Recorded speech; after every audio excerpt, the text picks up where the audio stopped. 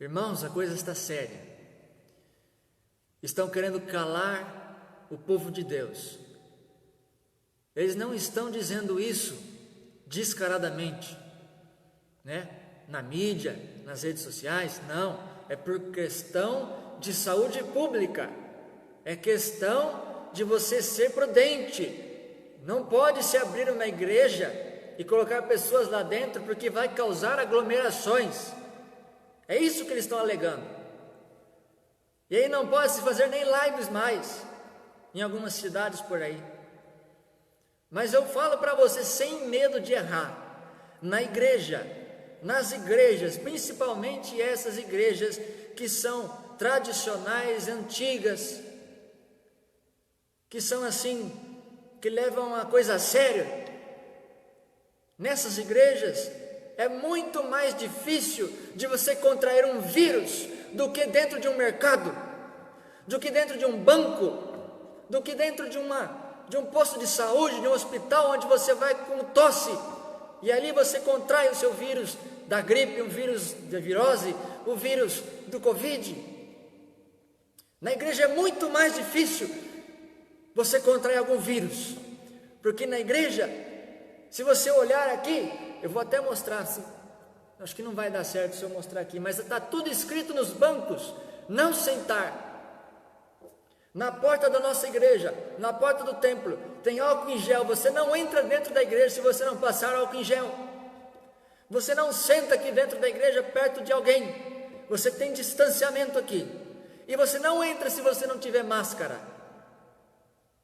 Onde a igreja não é essencial? Como a pastora Raquel esses dias disse no culto de domingo de manhã lá em Bitinga, na igreja batista. Ela disse: onde que a igreja não é serviço essencial? Onde? Por quê?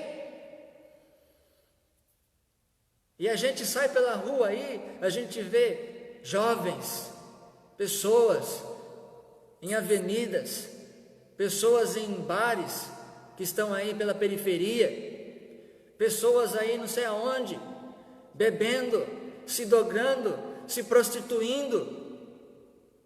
Em todos os lugares há aglomerações, e aí vem dizer que a igreja tem que ficar fechada.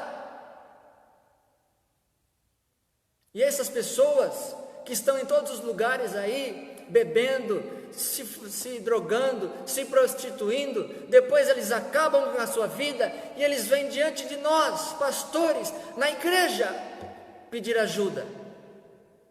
Eles não vão no prefeito pedir ajuda, eles não vão no centro de saúde pedir ajuda, eles não vão no mercado pedir ajuda, eles não vão numa indústria pedir ajuda, eles vêm na igreja. Por quê? Não é à toa que eles vêm na igreja. Deus é essencial, Jesus é essencial, é a coisa mais essencial do mundo, das pessoas, é a igreja, Jesus. A gente não pode se calar, meus irmãos. A gente tem que abrir a nossa boca perante esse mundo e dizer: Cristo é essencial, Cristo, é só Cristo. Ah, se aqui dentro da igreja tivesse como se contaminar mais fácil do que um mercado, mais fácil do que um banco. Ah, se aqui fosse um lugar de porcarias, se aqui fosse um lugar que não desse certo. Irmãos, esse mundo não nos conhece, nós somos forasteiros aqui, nós temos vida eterna comprada pelo sangue de Jesus, nós temos vida eterna comprada naquela cruz, que foi pago um alto preço, para que eu e você tivéssemos vida, e fôssemos filhos de Deus. Isso tudo é essencial.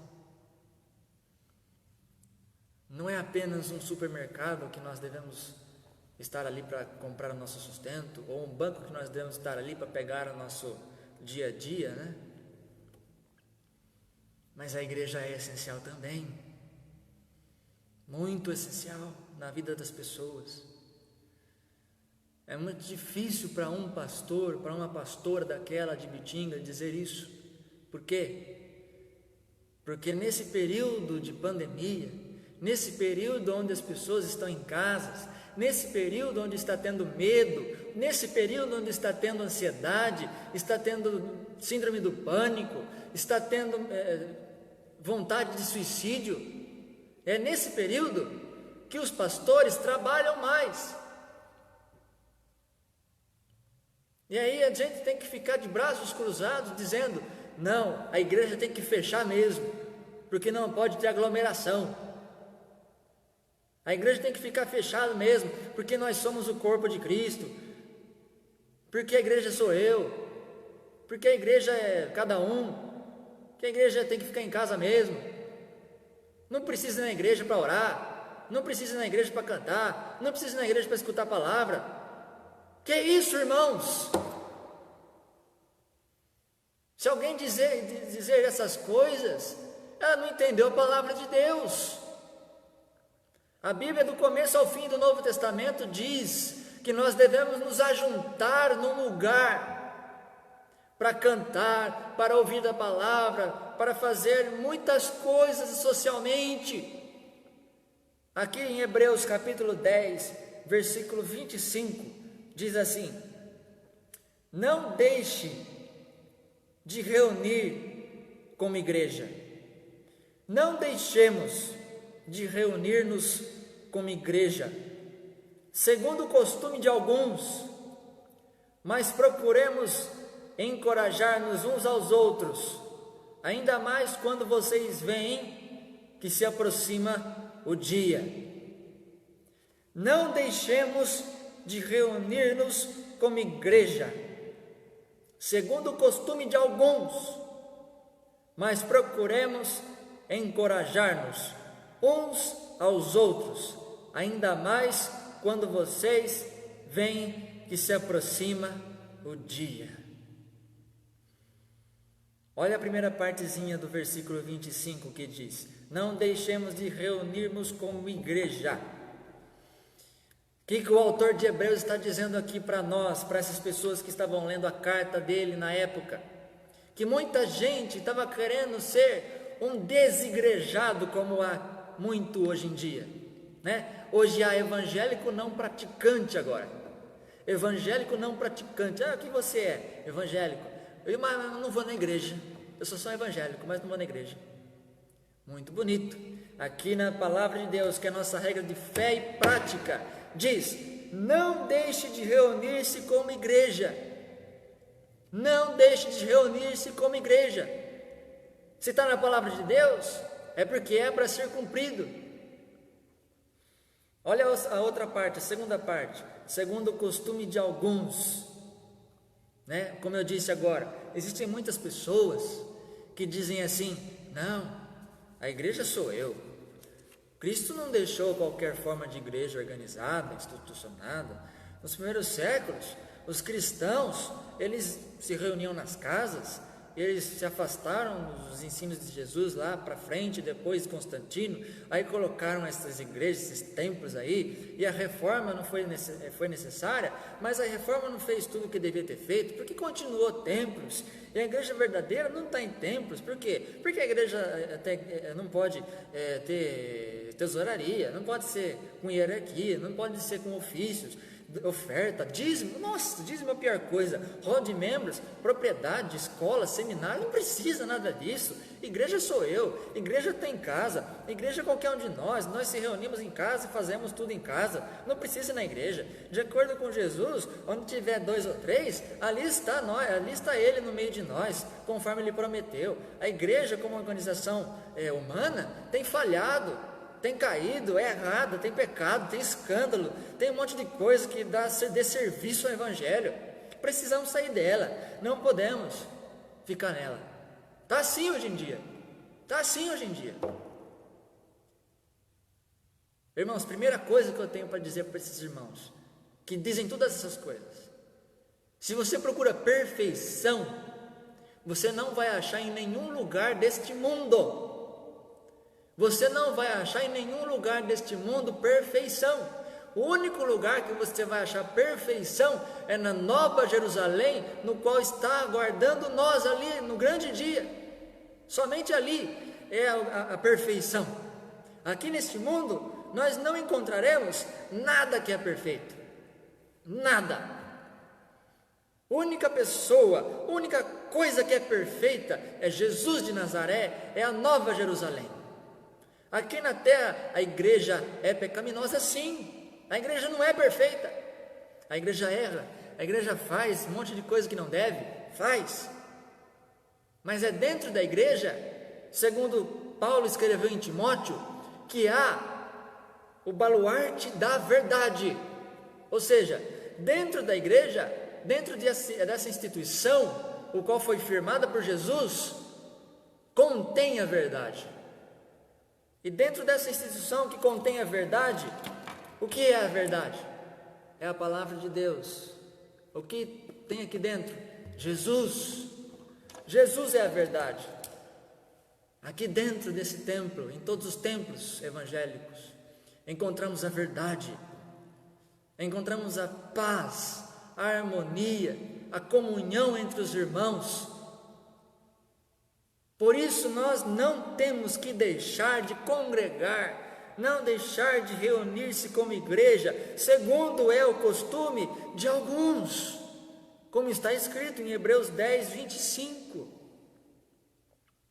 Mas aqui o autor continua dizendo: procuremos encorajar-nos uns aos outros. É o que eu estou tentando fazer com vocês aqui, ainda que com uma forma rude, com uma forma que você pode até dizer: nossa pastor, mas que bravo você está.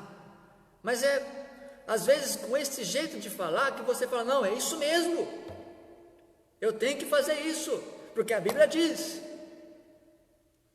Então, procuremos encorajar-nos uns aos outros. Quando for para voltar a esses cultos presenciais aqui, e em todas as igrejas que tiverem seus cultos, vamos vir. Não fiquemos em casa com medo, não fiquemos em casa acomodados com preguiça. Como eu disse no início aqui da pregação, do sermão, o lugar onde menos você vai pegar o vírus é aqui dentro da igreja. O governo ou sei lá quem pode me incriminar por estar falando isso, mas eu não vou me calar.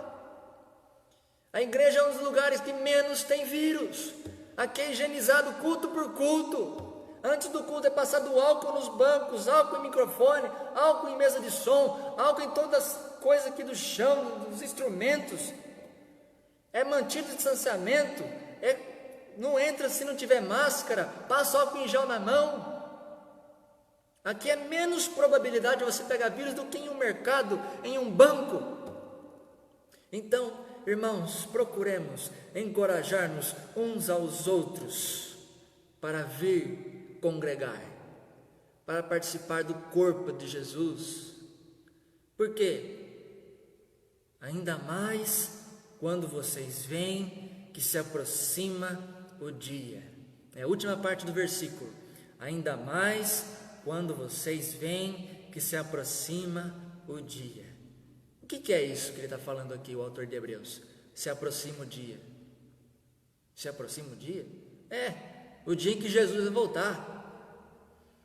O dia em que nós escutaremos a voz do grande e poderoso, do todo-poderoso das batalhas, nos chamando pelo nosso nome e falando: fulano, pastor Abner, pastor Giles, pastor Acida, vem até mim, bendito do meu Pai, e gozar das delícias eternas. Ainda mais quando vocês veem que se aproxima o dia. Nós estamos vendo, irmãos, os dias sendo abreviados. A Bíblia diz em Mateus 24 que os dias seriam abreviados por causa dos escolhidos. E nós estamos vendo esses dias abreviados. Em Mateus 24 também vai dizer que aqui neste mundo, nos fins dos tempos, haveria guerras, rumores de guerras, fomes, pestes. E o que está acontecendo aqui no nosso mundo em todos os dias, em todos os anos agora, com mais intensidade? Guerras, rumores de guerras, terremotos, vulcões em erupções, pestes, vírus. É nesse momento que nós devemos estar aqui na igreja, para dizer: ó Deus, venha logo, porque nós estamos vendo os sinais da tua volta, nós estamos vendo que o Senhor está às portas, por isso estamos aqui na tua casa, preparados para subir até a glória, para subir até os céus onde habita a justiça, porque aqui nesse mundo não habita a justiça, aqui nesse mundo todas as pessoas são falhos, pastores são falhos, irmãos são falhos, tudo é falho, a instituição da igreja é falha, a instituição municipal, estadual, nacional, mundial é falha. Mas se nós formos olhar para isso, nós não fazemos nada nesse mundo, nós não fazemos nada aqui, mas porque olhamos para o autor e consumador da nossa fé, que é Jesus Cristo, nós viemos à igreja, nós cultuamos a Deus em um só espírito. Não importa o que o meu irmão faz, o que deixa de fazer, não importa se o pastor rouba ou deixa de roubar, não importa se o padre é pedófilo, se deixa de ser pedófilo, não importa se o prefeito é corrupto, se ele é descorrupto, não importa se o juiz julga bem ou julga mal, não importa nada disso.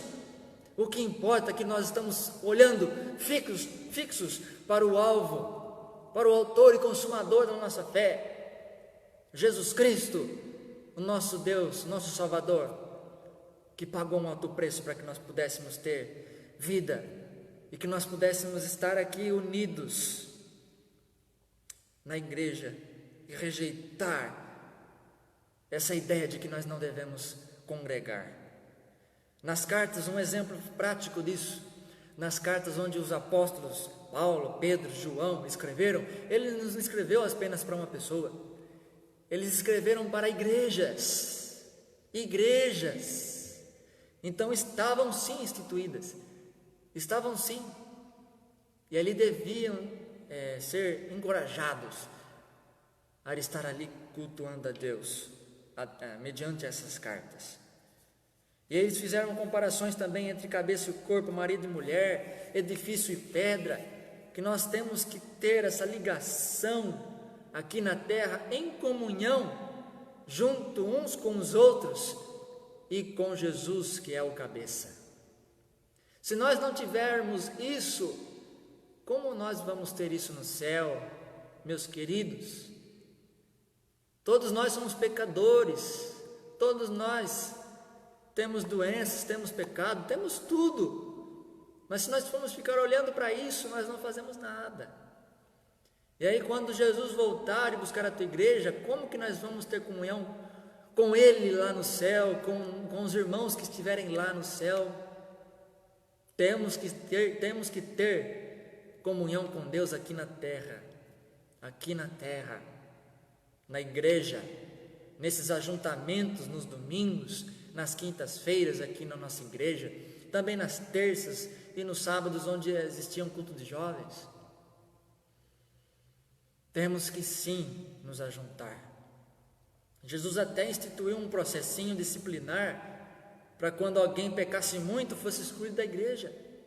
Lê lá em Mateus 18, você vai poder ver lá uma instituição em que Jesus dizia: se algum irmão pecar e você levar para uns irmãos e depois para outros, depois para a igreja e não se reconciliar, exclui ele da igreja, exclui ele da comunhão. Essa é uma exortação das igrejas. E aí Jesus também exortou a nós fazermos discípulos. Mas como nós vamos fazer discípulos sem igreja, sem instituição? Temos que fazer com essa instituição. Por quê? Porque a partir desse discipulado, nós vamos organizar a comunhão, para que haja começo, meio e fim. Haverá batismo, haverá ceia, vai ser estabelecido líderes, claramente com suas funções, desde o governo espiritual até a oração pelos enfermos e ações sociais. Está escrito em Atos capítulo 6, Timóteo capítulo 3, Tito capítulo 1, Tiago capítulo 5, tem todas as diretrizes para você ter uma igreja funcionando. E aí você, sei lá, alguém que falou para você viu na internet que não é necessário dar dízimo, não é necessário congregar, não é necessário, não sei, alguma coisa aí. Claro que é necessário. Jesus instituiu a igreja, e os apóstolos instituiu as diretrizes nos quais deviam funcionar a igreja. E a partir disso, foi elaborado essas confissões de fé dos apóstolos, e até um ponto que é interessante, que houve uma reunião, um concílio, em que se juntou todos os apóstolos e presbíteros em Jerusalém, para tratar um caso de doutrina, meus irmãos, inclusão dos gentios na igreja e como fazer com os judeus convertidos, essa sinergia entre os dois. Então, meus irmãos, a Bíblia está cheia de exemplos de igreja como organização. Igreja como organização é essencial, é super essencial. Igreja como organização é essencial porque tem todas essas diretrizes que eu acabei de dizer para vocês, e além disso, a Bíblia manda, Jesus manda, em Lucas, em Mateus, em Marcos, e também há referências em Atos e em 1 Coríntios, de que nós devemos comer do pão e beber do vinho. Esses dias eu estava conversando com a pastora Cida, e a gente estava conversando sobre a ceia, né? Como que a gente faz com a ceia, né? Porque estava tendo os cultos, e a gente não estava fazendo ceia, por causa das pessoas que não estavam indo na igreja. Mas, irmãos, eu quero dizer para vocês, não é a ceia que vai salvar ninguém. A ceia não é um sacramento, a ceia é uma ordenança, que nós devemos fazer regularmente, nos cultos, em reuniões solenes. Então não adianta eu entregar um pãozinho e um vinho e você fazer sozinho na tua casa, que você não vai estar ceando. Você assistindo algum pregador pela televisão, pela internet, lá realizando o culto, fazendo uma ceia ali, e você pegando o vinho sozinho, o pão ali sozinho, não é ceia, não é, porque em 1 Coríntios diz, quando vos ajuntais, então comerdes do pão e beberdes do cálice. E não só isso, ele diz aqui também em 1 Coríntios, esperais um pelos outros, para que vocês todos comem juntos, do pão e do vinho. E também tem outra coisa, se você está com fome, coma em casa, porque na igreja não é lugar de você comer. A ceia é um memorial, a ceia é séria. Ela não é séria ao ponto de ser um sacramento, no qual perde-se salvação se não tomar, mas é séria sim, nós temos que nos ajuntar para partilhar do pão e do vinho. Por isso que é importante a comunhão, por isso que é importante vir até a igreja. É isso que eu quero que você grave, irmãos. Onde estiver 2 ou 3, sim, Jesus disse, mas aquilo lá em Mateus 18, ele estava mencionando esses 2 ou 3 que vão tentar ganhar um irmão faltoso, que não estava indo na igreja, e tentá-lo reconduzi-lo até a comunhão. Esse é o contexto lá de Mateus 18, onde estiver 2 ou 3, estou aí presente para que vocês vão adiante e tragam aqueles irmãos que não estão se reunindo como igreja, como está escrito aqui em Hebreus 10, 25, onde é a palavra de hoje. Então, irmãos, grave, não tenha preguiça, não tenha medo, não tenha decepções, porque todos nós somos pecadores, em todo lugar tem vírus, em todo lugar há dificuldades, em todo lugar há o que você pensar. Eu li uma citação de um autor esses dias, que ele dizia assim, se você não se considera o maior pecador do mundo, você precisa se conhecer melhor. Vou repetir, se você não se considera o maior pecador de todos do mundo, então você precisa se conhecer melhor. Essa é uma frase muito, mas muito correta. Por quê? Porque você não é melhor que ninguém, nós somos todos iguais, somos todos pecadores. Como eu disse, o único perfeito é Jesus. Se formos olhar para pessoas que pecam, para pessoas que estão em cima do altar, pregando, ou tocando, ou cantando, ou aqui na igreja vindo, erguendo a mão para o céu, se formos ficar olhando para isso, nós não vivemos. Mas nós, eu, você, somos pecadores também. Por isso que nós temos Jesus dentro de nós, nos purificando desse pecado, de todo esse pecado. Temos Jesus que nos advoga perante o juiz, que é Deus, e nos coloca indesculpáveis perante o tribunal de Deus. Por quê? Porque Ele comprou a nossa vida com o sangue, e Ele colocou dentro de nós o carimbo de livre, um carimbo que não pode ser culpado. Eu paguei o preço, eu te libertei, eu te salvei, diz Jesus Cristo. Amém? Louvado seja Deus.